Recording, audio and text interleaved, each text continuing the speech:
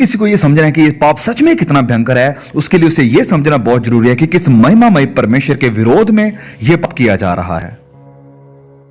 अब क्योंकि बहुत ही कम प्रचार परमेश्वर की महिमा और उसकी पवित्रताई के ऊपर किया जा रहा है, अब क्योंकि ज्यादातर प्रचार इंसानों की कानों की खुजली मिटाने के लिए किया जा रहा है और सिर्फ इंसानों के बारे में ही है, और यही कारण है कि लोग पाप से नहीं डरते हैं क्योंकि वह परमेश्वर से नहीं डरते हैं। वह परमेश्वर से नहीं डरते हैं क्योंकि वह परमेश्वर को नहीं जानते हैं, और वह परमेश्वर को नहीं जानते हैं क्योंकि ज्यादातर प्रचारक परमेश्वर का प्रचार नहीं कर रहे हैं। और ये प्रचारक परमेश्वर का प्रचार क्यों नहीं करते हैं? क्योंकि वह खुद परमेश्वर को नहीं जानते हैं।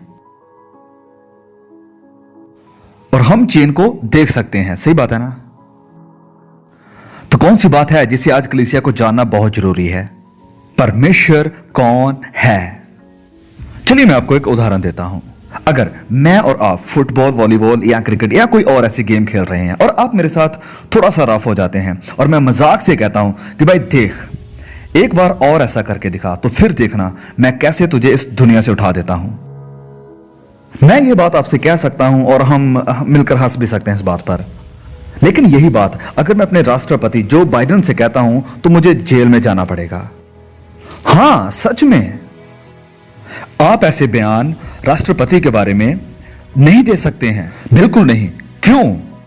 उसके अधिकार के कारण, उसकी पदवी के कारण, उसे देश के राष्ट्रपति होने के नाते आप उसके साथ ऐसा व्यवहार नहीं कर सकते हैं और करना चाहिए भी नहीं।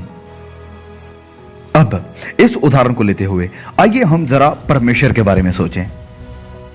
पाप अत्यंत भयानक है उस शख्सियत की महिमा के कारण जिसके विरोध में यह किया जाता है। प्यूरिटन्स ऐसा कहा करते थे कि जब आप पाप करते हैं तो आप किसी गांव के छोटे से सरपंच के विरोध पाप नहीं करते हैं, वरन आप पाप करते हैं महिमामय परमेश्वर के विरोध में। सारी कायनात इस बात की गवाही देती है कि आप इस लायक हैं कि आपको अत्यंत मृत्यु मिले, क्योंकि परमेश्वर की महिमा के विरोध में छोटी सी इंजरी जो आपने की है। लेकिन हम इसे नहीं देखते हैं क्योंकि आज के दौर में इंसान बहुत बड़ा हो चुका है, सब कुछ उसी से मापा जाता है और वह हर चीज का सेंटर बन गया है, और परमेश्वर बहुत छोटा।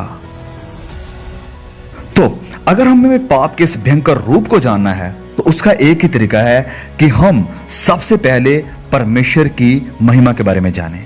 भजन संहिता में परमेश्वर इजरायली लोगों को डांटते हुए ये कहते हैं कि आपने ये पाप किया, कि आपने ये सारे पाप किए क्योंकि आपने सोचा कि मैं भी आप ही के जैसा हूं।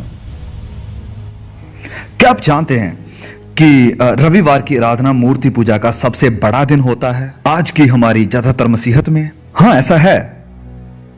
और आपको पता है मैं ऐसा क्यों कह रहा हूं? क्योंकि अगर आप ज्यादातर कलीसियाओं में जाएं और पूछें कि उस परमेश्वर को डिस्क्राइब करें, बताइए जिसकी आप आराधना करते हैं, और आपको पता चल जाएगा कि उनका परमेश्वर बाइबल का परमेश्वर नहीं है। और मैं आपको बताना चाहता हूं कि एक बार एक पास्टर मेरे पास आए और उन्होंने कहा कि एक सप्ताह की आप बाइबल कॉन्फ्रेंस करें हमारे कलीसिया में और परमेश्वर के एट्रीब्यूट्स के बारे में बताएं। और मैंने कहा कि यह बहुत खतरनाक होगा, और वे कहने लगे कि आप ऐसा क्यों कह रहे हैं? मैंने कहा कि पास्टर, अगर मैंने प्रचार करना शुरू कर दिया मेरे विचारों वाले परमेश्वर का नहीं, लेकिन अगर मैंने आपकी कलीसिया में सिखाना शुरू कर दिया क्लासिकल ऐतिहासिक शिक्षा परमेश्वर के एट्रीब्यूट्स को लेकर, और जब मैं पहुंचूंगा प्रभुता पर, न्याय पर, धार्मिकता पर और परमेश्वर के क्रोध पर, तो आपकी कलीसिया के कुछ लोग उठ खड़े होंगे और कहेंगे कि यह मेरा परमेश्वर नहीं है, ऐसे परमेश्वर की मैं आराधना नहीं कर सकता। ज्यादातर लोगों को कोई आइडिया ही नहीं है कि परमेश्वर है कौन, बाइबल का परमेश्वर। तो वह क्या करते हैं, अपनी तस्वीर पर एक परमेश्वर बनाते हैं और जिस परमेश्वर को उन्होंने बनाया उसकी आराधना करते हैं, अपने जैसा परमेश्वर। लेकिन वह हमारे जैसा नहीं है। सब ने पाप किया।